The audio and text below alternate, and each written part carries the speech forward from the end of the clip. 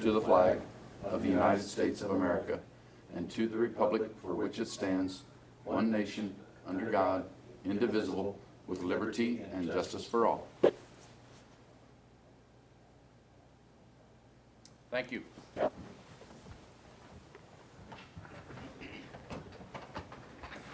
We now move to the public forum portion of our meeting where citizens may speak on county government, usually limited to 3 minutes, and items that are not on today's agenda. Norman Mann, Saline. Looking at this paper, it says public forum limited to 3 minutes. But then if you look at the regular business items on the agenda, are we limited to 3 minutes on these agenda items? What's the difference? Why are we being limited on free speech? There's this, you've got conflicts. I would wonder why you wouldn't address this. Thank you. Anyone else wish to speak? I'm Lene Meyer from Saline, Kansas, and I just want to say publicly to Andrew that we're happy for you to move on if that's what your heart calls you to do. We're upset for us because our little group that's advocating for jail reform sees you as a very talented intellectual as well as a heartfelt person. And we want to say that whoever replaces you, we hope will be in that same spot that you are. And we thank you for your help so far, and we look forward to connecting with whoever else. And also, today I'm excited in wanting to hear, of course, the progress in selecting an architect company, so we know what's going on. Thank you. Thank you. Thank you for your comments, and the commission echoes your comments, and I'm extremely happy that the public is aware of those accomplishments and so forth, and hopefully when the next person will follow in those same footsteps and down the same path. So anyone else wish to address the commission? Seeing none, I'll bring it back to the commission for regular business. Item number 1. Approve agenda for public forum as presented. Mr. Chairman, I move we approve the agenda for the public forum as presented. Second the motion. It has been moved and seconded that we approve the agenda for today's public forum. All those in favor say aye. Aye. Opposed, same sign. The motion does carry. Item number 2.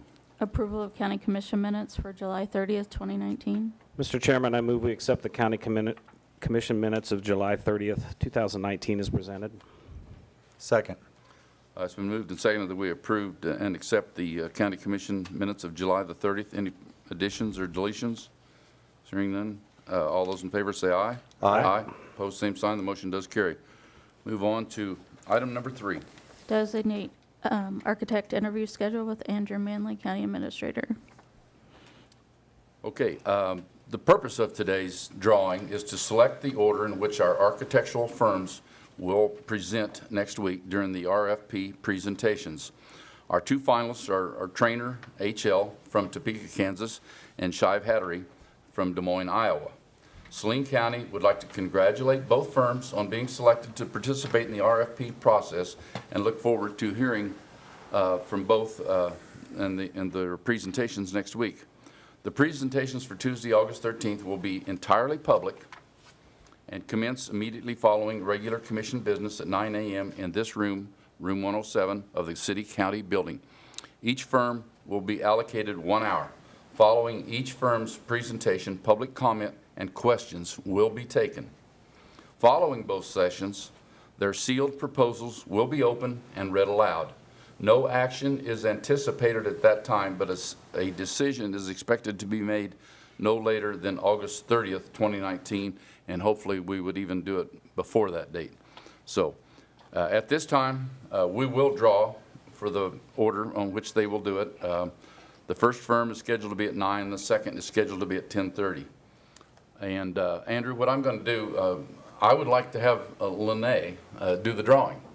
She's not involved with the county necessarily, so we'll blame it all on you for transparency. I've been down that road before. So this is selecting who goes This is the one you draw out will be at 9 a.m.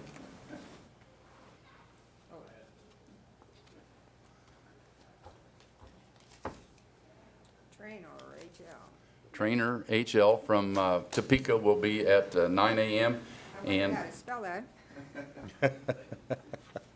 And Shive Hattery from Des Moines will be at the 10:30 slot. So thank you for doing that for us. And Andrew, do you have anything further to add to that? No, I don't think so. I look forward to hearing from both firms, and again, it's a chance for the public to be engaged with this process and listen to the firms and ask questions if there will be a public comment session afterwards, so after each firm, so. Exactly, and we're happy to get this rolling. It may mean a lot, and it may amount to zero before we're done, but. And just for the public to know, they're not necessarily bidding on, hey, this is what it's going to cost for a new jail. This is what it's going to cost to remodel. We've left it pretty much open to them to present their proposals, correct? It's a good point. Yeah. Good point, Monty. We're not bidding on a new jail or even a renovation of a jail. We're furthering the study is what we'll amount to. And we'll be looking at their recommendations, which we will or will not follow. So it's pure and simple. Okay, we'll move on to item number 4. Public hearing for Saline County KIPP Sewer District and Rural Fire Districts 1 through 7, fiscal year 20 budgets with Andrew Manley, County Administrator. And we'll call on you, Andrew. Good morning, Commissioners, and welcome to 2020 budget. You have a few things in front of you. The first one is a budget trifold. This is also available in the back of the room for the public as well. You have an outline, a packet of the budget work papers that you've seen before. This is kind of the final version of that. We'll go over that a little bit later, and then a large sheet showing the changes from year to year. With that being said, we'll jump into the presentations, and I will cite things in the trifold as we proceed.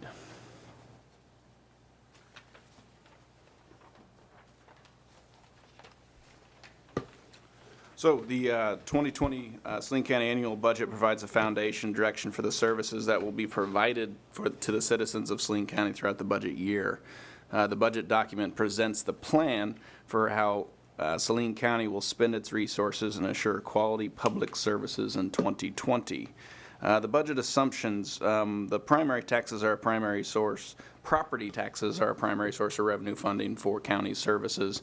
As you see in the front page of your trifold, it is roughly 50% or half of the revenue that Saline County does bring in. Saline County is still under a 2017 state mandated tax lid, so this will continue to be an issue as we proceed into the future. Inflation and an increase in service demands push the need for an increase in budget authority. As you can see, the flood damage around the county, as well as inflation, are causing us to hit that tax lid. Property tax delinquency rate has remained stable at 4%, and public safety and public service continue to be primary components of the current budget and will be a focus in the near future. So the 2020 annual anticipated financials, the revenues less a delinquency rate. We again have a delinquency rate of 4%. This is the rate at which we anticipate people either not paying or be behind in paying. But the revenues, ignoring that, is $24.8 million. This does not include any properties or ad valorem tax at all. This is just all the other revenues. The anticipated need, the expenses that we've determined to be a need for Saline County are at $49.4 million. You net those two together, you come up with a resulting need of $24.9 million. This is the ad valorem tax Saline County needs to collect to achieve this budget. In 2019, it was $22.5 million. So, like I said before, the resulting need equals ad valorem taxes. So this is an increase of $2.4 million from taxes in 2019. So once you've established your need, you can establish a mill levy. But again, our budget process, we do the need first. We figure out what Saline County needs. We look at all of our expenses, and we work backwards from there. That's our design. So we don't look at a mill levy up front and figure out backwards. How do you achieve that? So we do it the correct way. The mill levy is a ratio between total taxes and total assessed values that results or an outcome of completing the budget process and determining county needs. So the assessed valuation in Saline County for 2020 is $607 million. New construction was higher than in years past at $7.5 million. And the 2020 need, or the ad valorem tax, was the $24.9 million. So you calculate these out, you get a 41.111 mill rate, which is a 2.677 increase over 2019. So what does that mean to me or us? For a $100,000 home value, this is a $31 increase per year. $150,000 home value, $47, and $200,000, 62. You can multiply this or divide it however you see fit. The numbers, they don't change diagonally, I guess you can say. They just keep on adding up depending on the value of your house. So, all right, so we'll get into the trifold. This is the front page of the trifold. This is the projected revenues. The unencumbered funds, so any funds that either we plan on having roll over or that we did not spend in the prior year gets recycled into the system. We don't bankroll anything in county government. We use those funds to fund the next year's budget. So this does include things like a stabilization reserve fund or emergency funds that we keep for liquidity purposes or for emergency situations. So the unencumbered funds went up a little bit from 5.6 to 5.8. The ad valorem tax we've already talked about went from 22.5 up to 24.9. The special highway stayed relatively stable. Motor vehicle taxes went up a little bit. I do not believe our rates change at all. I think that's just more vehicles out there, more registrations. You got that from the treasurer's office. Local sales tax, I'm budgeting a little bit less this year. 2019. We're going to be really, really close to 4.6, so I was a little conservative when I budgeted for 2020, so I moved it down to 4.5. I think the city's feeling that a little bit as well. I'm not too sure where they budgeted, but I felt comfortable with the 4.5 level. I anticipate we'll be the 4.5, 4.6 again. Miscellaneous revenue, that is all the other revenue. That's a lot of other categories: interest on idle funds, interlocal agreements, reimbursements, vehicle registrations, mortgage registrations, kind of all the other things going on. So that went up a little bit, and grants basically stayed stable as well. The last two ones are restricted CIP and restricted employee benefits. The three accounts up on the screen that have asterisks, those are all carryover funds. Those are not new revenues. So it's not like we're raising the restricted CIP fund. We're not raising additional $6 million in the 2020 budget. That is all being carried over from the 2019 budget. Same thing with employee benefits, and then again with unencumbered funds.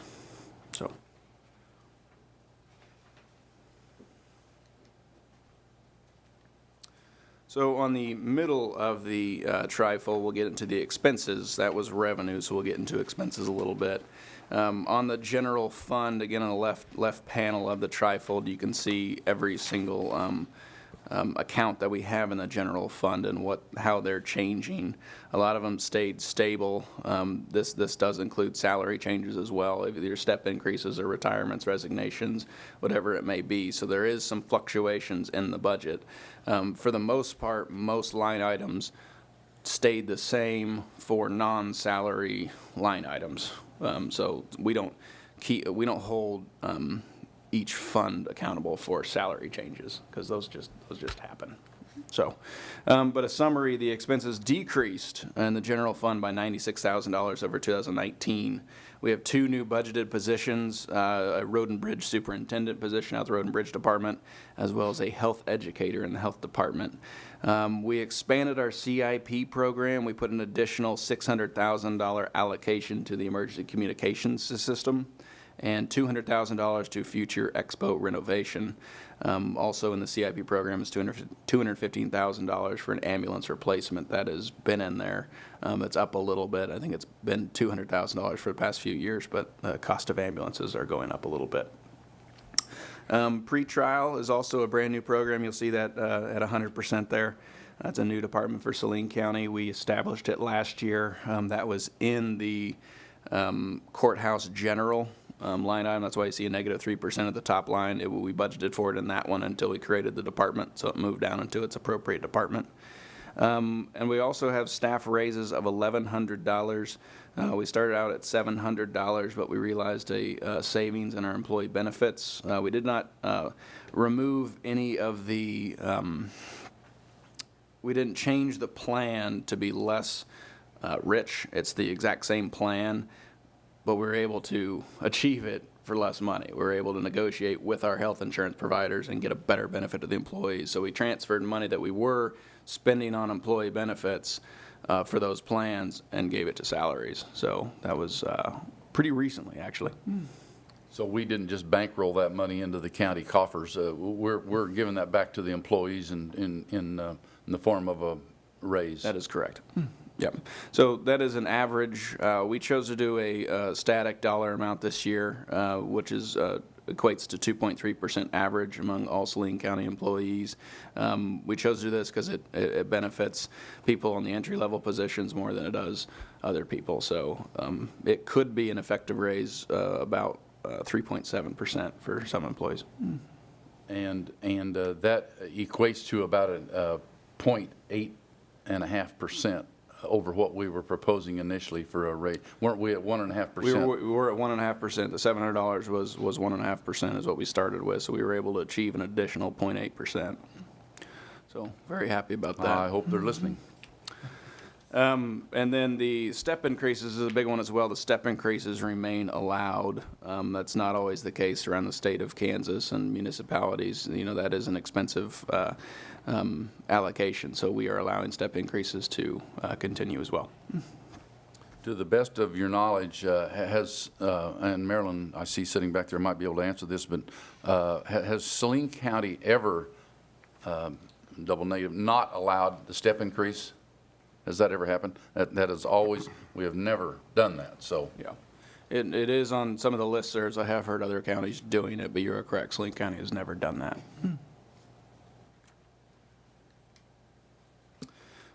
For the appropriations basically stayed the same, a little bit difference.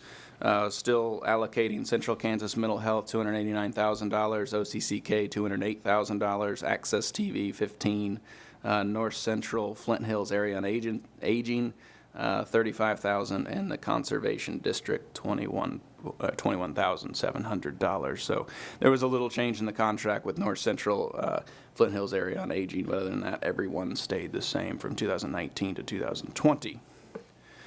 Distributions, again, similar story.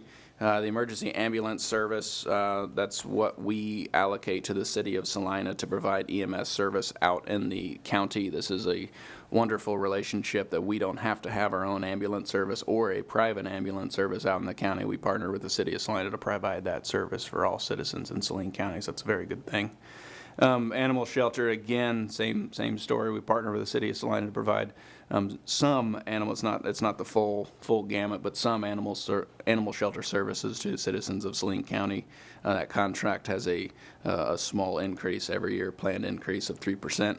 The transfer to EIP was down a little bit to $380,000. We actually did not transfer anything to CIP that wasn't allocated to a unique project, so that was $0 this year. Transfer to CIP ambulance, again, $215,000. Transfer to CIP Expo was $200,000, and the transfer to CIP for emergency communications system was $600,000. Economic development did not change much at all. We actually had an error in 2019. The other economic development, which includes the airport authority, we did allocate them $60,000 last year. We just budgeted for $50,000, so that wasn't necessarily an increase on what actually happened. We just had an error in our budget for 2019, so I wouldn't look at that and say we gave the airport authority an additional $10,000. It was not the case. The rest of the line items stayed the same. Chamber of Commerce, $35,000. Economic Development, $20,000. Enterprise Zone was eliminated, and North Central Kansas Planning Commission was $4,000.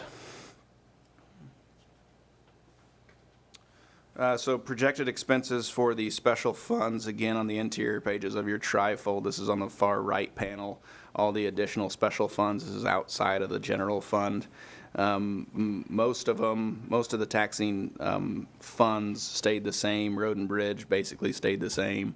Actually a decrease of $7,000.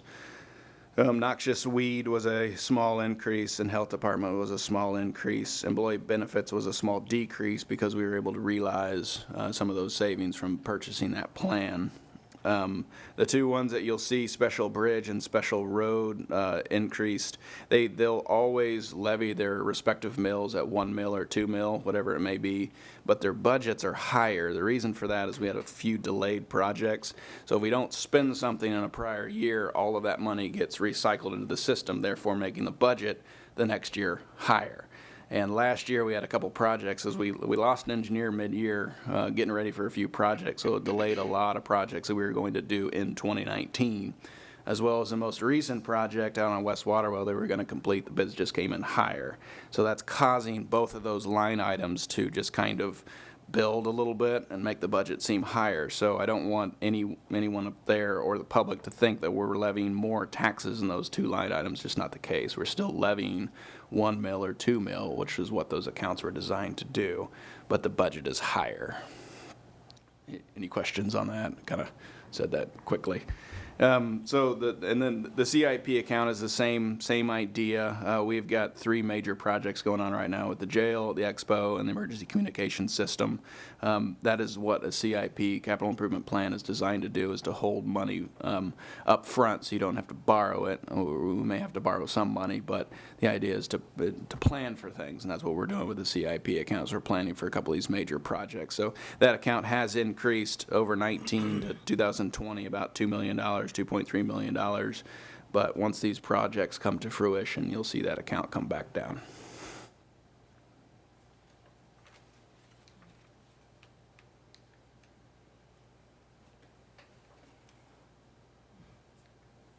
There we go. Thank you. This is just a diagram of the expenses by function. You'll see the vast majority is public service. And I gave an explanation of what public service is. It's planning and zoning, noxious weed, expo, road and bridge, health department, our special bridge, special road, and our coroner. I tagged as public service. The second biggest sector is public safety. County attorney, sheriff, jail, district court, emergency management, juvenile center. It's actually not the juvenile center, it's the juvenile contract that we have with Junction City, EMS, and drug court. So you can see those two take up the vast majority of Saline County's budget. And looking to the future, again, public service and public safety continue to be the primary focus of Saline County. We have those 3 major projects that we've talked about before, emergency communications, expo, and then the inmate population and potential jail infrastructure. I know it's on the front burner to figure out what we want to do there. These projects will require substantial investment, which Saline County has been preparing for in their CIP account, but additional funding mechanisms may be needed for those projects. So as the end of the presentation, I'll switch over to one of the other attachments, the stapled packet, the 3-page packet. This details kind of all the changes line by line. If you were going to reference anything, this is probably the packet that you'll reference if you want to know what happened in the 2020 budget. So again, the revenues, the increase on idle funds increased by $400,000. Our treasurer gave a report last week and highlighted why that was. We're just getting good interest rates out there. I think the prime rate is steadily increased over the past couple of years, so we're getting good interest on our idle funds. The other revenue is down $177,000. A lot of that was because of the mortgage registration getting eliminated. That steadily happened over 4 years, so we definitely took a hit there. And then the $7.5 million in new construction, that's just new tax revenue coming into the system. So we're glad to see new construction. Not all counties in Kansas get that. If you go to the 3rd page, this is line by line exactly the change from It's titled Detail of Budget Expansion. This is exactly the difference between last year's budget and this year's budget. So this will show you the net difference of exactly what happened last year compared to this year. The one I'll pick on one line item. What actually shocked me a little bit in the reductions. The first line item, general, the retirements, resignations, and terminations saved the county $454,000. All these positions were replaced. It was simply replacing somebody that was higher up on the step scale with somebody lower in an entry level position, not an entry level position, but entry level on the step scale. It was shocking when I ran those numbers, and I don't think that is out of the normal. I think that just happens every single year. We had 44 positions in Saline County change, so it's an average of $10,000 per position. It basically makes sense. That's 3 or 4 steps on the step scale. So. I wanted to highlight that a little bit. The salary raises at 2.34% was about $300,000 increase on the budget. Step increases are about $250,000 as well. I think I've covered just about everything else. Are there any questions regarding budget? One of the interesting conversations I've had lately with some citizens, and I don't have the answer, is how many properties have been taken off the tax roll recently? And do we have a figure like that? Is that, and I think that they were specifically talking about the hospital's purchase of properties. Do we have that? I can have our county appraiser, Sean Robertson, deliver that. I have seen those numbers as well. The number is higher. Every single year it seems to be growing a little bit. And it's not just the hospital they're picking on. There's a lot of nonprofit organizations that are buying and selling. And Right, and my comment was not directed necessarily towards the hospital, but I think that was their point. Yeah. And you're right, I think that people would be surprised how many not-for-profits aren't obviously paying because they don't have to, and that effect on everybody else that does have to pay. One question, when you visited about new construction, remind me, the downtown benefit district, we signed off on a tax exemption, or where it goes into a different Yes. pool that they can use to make projects work down there. Correct. So that 7.5 million of new construction does not include any of the downtown benefit district? That is correct. Also, to follow up on Monty's comments, and I'm not exactly sure where we stand on the dark store taxing situation. I mean, by a dark store, I mean like a Kmart that is no longer in business out there, so they're paying less taxes, or that's in the proposals in the state legislature. But do you know right offhand where that might stand? It's still ongoing. It depends on which jurisdiction you ask. I know in Kansas City, one of the dark store lawsuits actually passed one of the stages and is into an appeal stage. It's actually got past the first hurdle for that argument. That it's not always the case everywhere. You know, if you go up north into Minnesota and Michigan, you'll see those a lot more. But it just kind of depends on where you're at and what the valuation is, and so. Just So in ongoing. Saline, Kansas, Kmart, and I'll just pick on them because that's the biggest one that I know of that's out there not doing business anymore. They paid the same property tax last year as they're going to pay this year. Is that a correct assumption? I would say that's a correct assumption. I cannot verify that, though. If their value stayed the same, We and their value might not stay the same because if you use the income approach, their income is obviously down. That might be another question for the appraiser. Yes. Further, are we ready to move on then, or Is there any other questions? I could field questions from the public as well. that's what I'm getting ready to do, is open it up for public comment. I'm sure someone will wish to speak. Yeah, Norman Mantle, Salina, Kansas. First question I got, comment, what is causing this problem? If you Elaborate a little bit. What problem? I'm going to keep going. Okay. If you discover what's causing this problem and you eliminate the cause, you've solved the problem. Can the cost be reduced? Yes, it can. It has been done in the past. I've seen it done. And this is, dark properties are going to be in the future because it's happening in other states. If this United States Supreme Court order goes through and they rule as the laws are written, there's a lot of property going to be removed from the tax roll. This has been heard in the Supreme Court this past session. They went into summer session, they excused themselves for the summer session. They said, we will readdress this again in the fall session. Norman, I would like to ask that you restrict your comments to this particular budget, as opposed to theoretical dark store stuff in the future. And we're aware of that, and I appreciate your approach too, but right now our focus is on this budget. So if you have particular questions regarding any line item on here, that's what I'd like for you to address, if you could, please.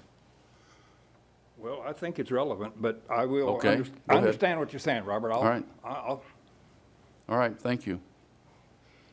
Does anyone else wish to address the commission on the 2020 budget? Seeing none, I'll bring it back to the commission. We don't need anything on item 4, do we, And then that's what Chair, I'm getting Mr. ready to Chair? say, yeah. I'm sorry. Item number 4 is gone. So at this point, we would take it on to item number 5. The adoption of the Saline County KIPP Sewer District fiscal year 2020 budget with Andrew Manley County Administrator. Andrew again. I believe you simply read off the adoption, of the presentation I just gave you. You know, before we do that, I want you to comment, it's ringing, and I can't come up with the exact terms of what I'm thinking about, but we borrowed last year, the money that we need this year versus last year, and that we borrowed money from our own bank account last year to make the books balance to where we wouldn't have to raise the taxes, and in our reserve fund, So elaborate on how we went about that. last year, I'll start with this year's budget process. When we talk about the general fund, it's actually gone down. I think that's to the credit of you guys and the tough work that we've done, as we were able to achieve that. The special funds, like I said, the 1 mil and the 2 mil accounts did go up, but the taxes actually didn't go up. Last year, to achieve, we actually were looking at a 3 mil increase last year. But when you're budgeting, you can adjust anticipated expenses. We chose to do that, which basically cuts into your reserves, how much you're going to carry over by adjusting how much your anticipated is. In 2018, things that happened 2 years ago affect what happens now. So 2018, we actually had, in our employee benefits line, actually went up by $900,000, twofold. One of them was the capers payment went up a little bit. Their calculation requirement of the employer capers payment went up, as well as our health insurance premiums went up by 4 or 5%, somewhere in there. So that actually cost the county $900,000 that we weren't anticipating at the time. It was still under our budget, but we weren't anticipating at that point in time. So when we were doing our 2019 budget, we actually adjusted our numbers down, so it was kind of counterproductive a little bit. Summary point is that affected our carryover, and so we achieved last year's budget using basically some of our savings account, some of our carryover account. Come this year, we chose not to reduce that account anymore, so we actually had to pay for it this year. So decisions we made last year, and a lot of these decisions involved the employee benefits line, the inmate population. We did add 5 new positions last year. We added 2 transport officers to deal with the inmate population. We added a pretrial program, which is 2 additional people. We also added a county attorney, assistant county attorney. All 5 of those are associated with an inmate population issue. So to Norman's point, that is one of the issues, and we know about it. It's right in front of us. It's costing Saline County a lot of money, so we are looking that problem square in the face and trying to find a solution.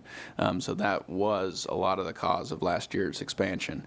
But again, we used carryover dollars to achieve it, so this year we chose not to do that. We kept our reserves right at the recommended 15.1%. Saline County moving forward. That's on the back of the trifold. Our carryovers right at what they recommend to have the carryover at. Chose not to reduce that anymore, so we're having to pay for it this year. And I mean, the floods this year are a prime example why we shouldn't reduce our reserves any further. You just don't know when that situation is going to come along. One other thing I'd like to point out before we go forward is the salaries and wages since this commission has taken place. Those increases, we have granted almost 7.5% increases for 2018, 19, and 20. So I think that's a goodwill step on the part of the commission and the taxpayers that are funding that to get those wages up. So we're doing the best we can. So are there further comments or questions regarding the budget from the commissioners? Well, I think this is my 13th year up here going through budgets, and I'm sometimes amazed how few people show up for something like this as opposed to a rezoning or something like that. But that's my first comment. Second of all, I would say that, and to Andrew and your staff, thank you very much. This is probably the smoothest budget season that I've ever gone through. And I think your presentation today is very easy for the public to kind of understand. So I want to say thank you to that. And to the public also, this increase in property taxes is not being taken lightly. It actually is occurring when we're actually reducing our budget, as the chairman has just noted. But this process takes a long time. This isn't something that we just started last week, and a lot of thought has gone into this, a lot of discussion, and I also want to thank my fellow commissioners for the polite conversations during this process. So. Well, go ahead, Jim, I'm sorry. I'd just like to say to the public that there aren't a lot of bells and whistles in this budget. This is meat and potatoes we're talking here. And I think forward thinking, looking at the emergency radio problem we have, looking forward at possible things to do with the sheriff's office and jail service there. I think this puts us in a better position to meet those problems in the future. So, Roger? Thank you. I just commend the staff on putting this budget together this year, because it was just do that. And, really, the Road and Bridge Department being such a major player in this here is that I know that we get a lot of phone calls from constituents out there about the roads and the bridges, but they're working towards resolving issues and moving forward. And with the type of materials we can get nowadays, it's tough to go backwards, 30 years of what it used to be. We just can't do it. But anyway, we're working towards that, and I just want to commend that it's this budget process again, with Mr. Shadwick deal. It's been very, very easy to put together.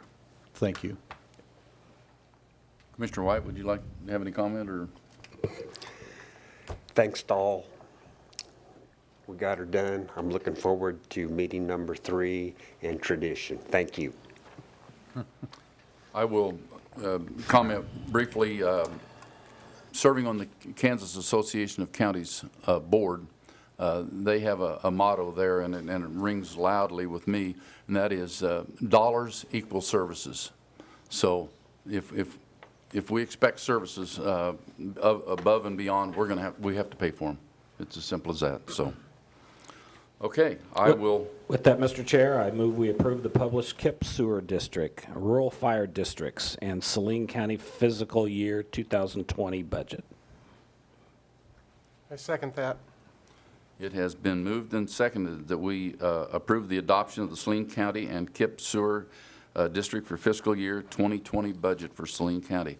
All of those in favor say aye. Aye. Opposed, same sign. It does pass unanimously. That brings us to the conclusion of today's agenda. Are there any other announcements or other business to talk about? Hearing none, I'd like to remind everybody that the Saline County Tri-Rivers Fair and Rodeo We'll tip off tonight with a parade, followed by, 4 or 5 days of all kinds of activities, from rodeo, 4-H, concerts, et cetera, a carnival in Kenwood Park. So please attend and support our local rodeo and our fair board. So thank you very much. At this point in time, I would take a motion for adjournment. So moved. Second? We has been moved and seconded that we adjourn today's meeting. All those in favor say aye. Aye. Opposed, same sign. We're adjourned. We will follow with a study session meeting in adjoining 107B. Thank you.